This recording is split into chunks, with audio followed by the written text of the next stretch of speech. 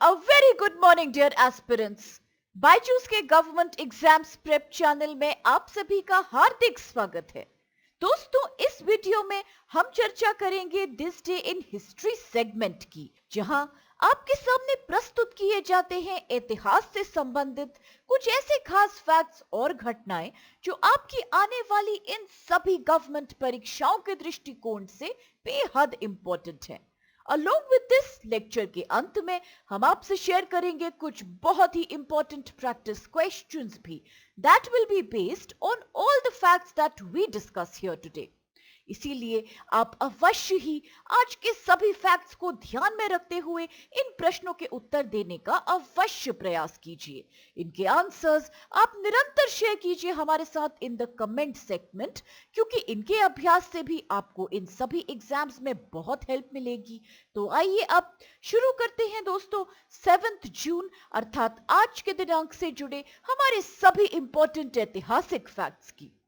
सबसे पहला फैक्ट आज का संबंधित है 1954 से, when Indian athletics coach R.D. Singh was born, अर्थात आज के दिन भारतीय एथलेटिक्स कोच R.D. सिंह का जन्म हुआ था। R.D. Singh is an Indian athletics coach who has trained many award-winning athletes in India. स्वयं एक सक्सेसफुल एथलीट के रूप में करियर से रिटायर होने के पश्चात उन्होंने राजस्थान में कई अन्य एथलीट्स को प्रशिक्षण दिया। In 2007, he received the Dronacharya Award for his great achievements in para sports.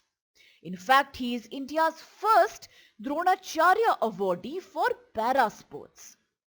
वर्ष 2010 में उनके trainee Jagsir Singh had become the first and only Indian player to win a gold medal in the first Asian Paralympic Games that were held in Guangzhou in China. इसके अलावा भी RD. Singh ने कार्यभार संभाला है as the chief coach of para athletes team in Commonwealth Games in 2010, जो कि भारत में नई दिल्ली में आयोजित हुए थे, और 2010 के एशियन पैरालंपिक गेम्स में इन चाइना।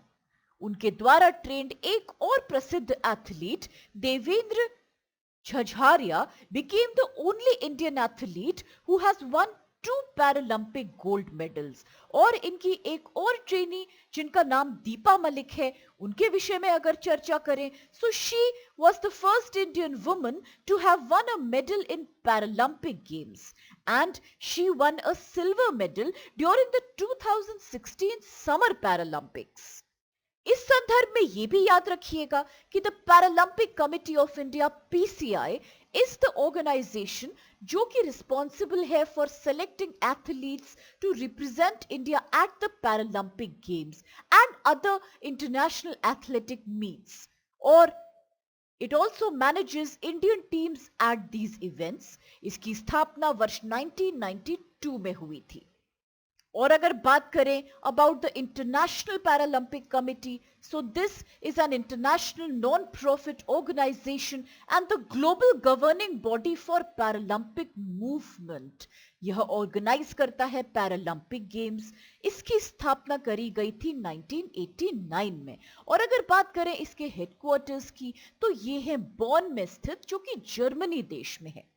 और अब आइए चल के देखते हैं अगला फैक्ट आज का कौन सा है। तो ये है संबंधित 1974 से, when famous Indian tennis player Mahesh Bhupathi was born, अर्थात प्रसिद्ध भारतीय टेनिस खिलाड़ी महेश भूपति का जन्म आज के ही दिन हुआ था। वह भारत के विश्व प्रसिद्ध पेशेवर टेनिस खिलाड़ी है और 1990 और 2000 के दशक के दौरान he was the top most double players across the world. वर्ष 1997 में he became the first Indian to win a grand slam tournament. यह इन्होंने जीता था रीका हिराकी के साथ।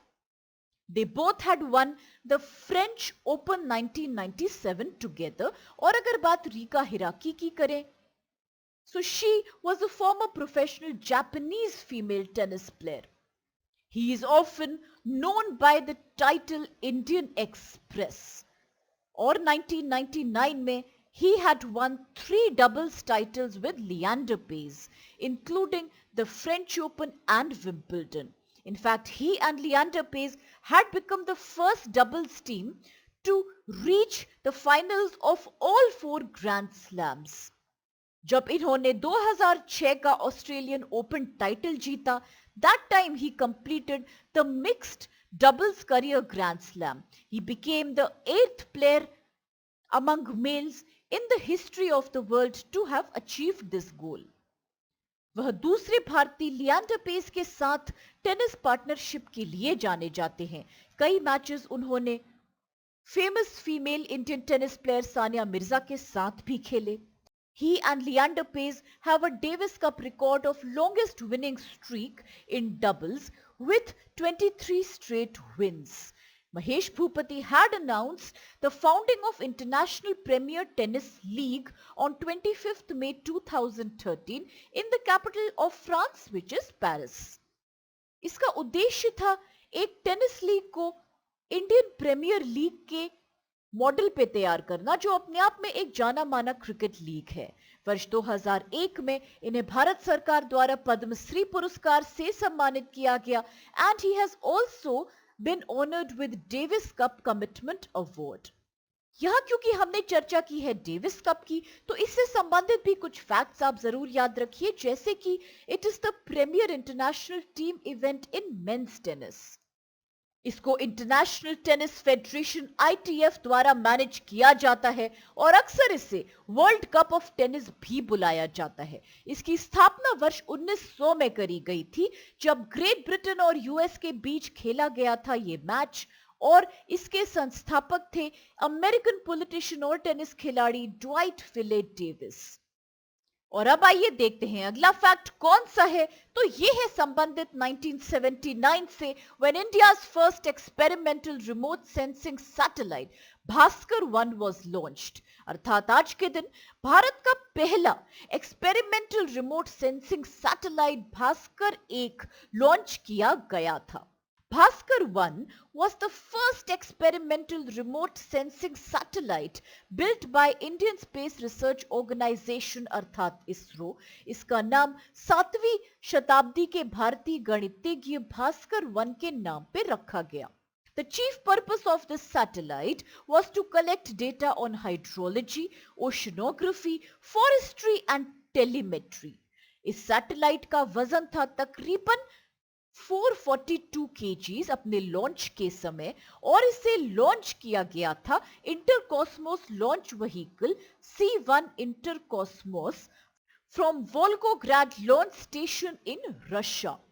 इसमें 2 टेलीविजन कैमरास थे जो विजिबल और नियर इंफ्रारेड स्पेक्ट्रम से संचालित होते थे, और एक और पेलोड इसका हिस्सा था जिसका नाम था SAMIR, which stood for Satellite Microwave Radiometer. इसका उद्देश्य था study of water vapour, ocean state, the liquid water content present in the atmosphere. The nominal mission life was about 1 year. However, the satellite's orbital life was about 10 years and it re-entered the Earth's atmosphere in 1989. इसके बाद एक और similar satellite launch करी गई थी वर्ष 1981 में, जिसका नाम था भास्कर 2.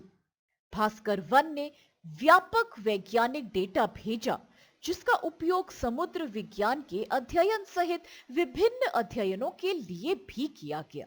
और अब आइए देखते हैं अगला फैक्ट कौन सा है. तो यह है संबंधित 2002 अर्थात वर्ष 2002 से, जब भारत के 5वें उपराष्ट्रपति BD जत्ती का निधन हो गया था, which is India's 5th Vice President Basappa Danappa Jatti अर्थात BD Jatti had passed away on 7th June. Basappa Danappa Jatti was the 5th Vice President of India, serving from 1974 to 1979. He was also acting President of India from 11th February to 25th July 1977. उनका संबंध कर्नाटक राज्य से था.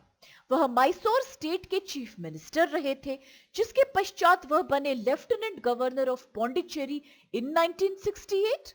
He had also served as the governor of Odisha in 1972. He became the acting president for a very brief period. ये हुआ था after the death of Fakhruddin Ali Ahmed during 1977. यह founder president भी थे of the Basava Samiti, which was a religious organization to propagate the preachings of 12th century saint, philosopher and reformer of Lingayat religion Basaveshwara. इनकी famous आत्मकथा और autobiography is known as I am my own model. Vice president के पद पर इनका उत्तराधिकार मोहम्मद हिदायतुल्लाह के द्वारा किया गया. और अब आइए आज का अगला फैक्ट देखते हैं जो है कि किस प्रकार 7 जून के दिन प्रति वर्ष the World Food Safety Day is observed across the world. अर्थात आज के दिन वैश्विक स्तर पे विश्व खाद्य सुरक्षा दिवस मनाया जाता है. The World Food Safety Day is celebrated every year on 7th of June for drawing global attention to health consequences of contaminated food and contaminated water. The United Nations has assigned 2 of its agencies. पहली है Food and Agriculture Organization अर्थात FAO और दूसरी World Health Organization WHO to lead efforts in promoting food security and safety across the world. वर्ष 2018 में संयुक्त राष्ट्र general assembly के रेजोल्यूशन ARES 73/250 के तहत जून 7 को वर्ल्ड फूड सेफ्टी डे के रूप में घोषित किया गया. It was first observed on June 7, 2019 और उस वर्ष इसकी थीम थी फूड सेफ्टी एवरीवन्स बिजनेस, जो हाईलाइट करती थी कि किस प्रकार सिर्फ कुछ देश या कुछ समुदाय नहीं परंतु विश्व में हर एक इंसान का हक है फूड सेफ्टी और फूड सिक्योरिटी पे. How is it a fundamental right for each and every human being. खाद्य सुरक्षा एक साझा जिम्मेदारी मानी गई है जिसमें सभी की भूमिका इंपॉर्टेंट है. यह सुनिश्चित करना सभी का कर्तव्य है कि जो भी भोजन लोगों तक पहुंचता है वो सुरक्षित है और उनके स्वास्थ्य को नुकसान नहीं पहुंचा रहा. और इसी प्रकार अगर बात करें वर्तमान वर्ष 2021 के थीम की फॉर टुडेज इवेंट तो ये है safe food today for a healthy tomorrow, which highlights कि किस प्रकार आज का लिया गया सेफ और पौष्टिक भोजन एक अच्छे फ्यूचर को निर्धारित करता है. और अब आइए चल के देखते हैं कौन से क्वेश्चंस आज हमें सॉल्व करने हैं. तो सबसे पहला प्रश्न है who is India's first Dronacharya awardee coach for para sports. अर्थात पैरा स्पोर्ट्स के लिए भारत के पहले द्रोणाचार्य पुरस्कार विजेता कोच कौन बने. ऑप्शंस है A O M Nambiar, B Guru Hanuman, C Sunil Dabas या D R D Singh. The next question is who had found the International Premier Tennis League. अर्थात इंटरनेशनल प्रीमियर टेनिस लीग के संस्थापक कौन है. ऑप्शंस है A Leander Paes, B Sania Mirza, C Daniel Nestor या D Mahesh Bhupathi. The third question is, which was the first experimental remote sensing satellite built by ISRO? अर्थात Indian space research organisation द्वारा निर्मित पहला प्रायोगिक सुदूर संवेदन उपग्रह कौन था. ऑप्शंस है ए भास्कर 1, बी भास्कर 2, सी कल्पना 1 या D INSAT 1. And the fourth question is, whose autobiography is called I am my own model? अर्थात किसकी आत्मकथा को I am my own model के नाम से जाना जाता है. ऑप्शंस है A B D Jatti, B Mohammad Hidayatullah, C Rajendra Prasad या D V V Giri. With this the last and the fifth question for today is when is the World Food Safety Day is observed. अर्थात खाद्य सुरक्षा दिवस वैश्विक स्तर पे कब मनाया जाता है. ऑप्शंस में कुछ दिनांक हैं ए 4th जून, बी 5th जून, सी 6th जून और डी 7th जून. और अब इन सभी इंटरेस्टिंग क्वेश्चंस और कुछ बेहद लाभदायक फैक्ट्स के साथ आज के इस सेशन को हम यही समाप्त करते हैं, इस आशा के साथ कि आप सभी को इससे बेहद लाभ मिलेगा. फ्रेंड्स, अगर आपको वीडियो पसंद आए तो प्लीज चैनल को लाइक, शेयर और सब्सक्राइब अवश्य कीजिए और इन सभी प्रश्नों के उत्तर लगातार आंसर कीजिए. हमारे साथ in the comment section. With this, have a great day, stay safe. Thank you so much to all of you.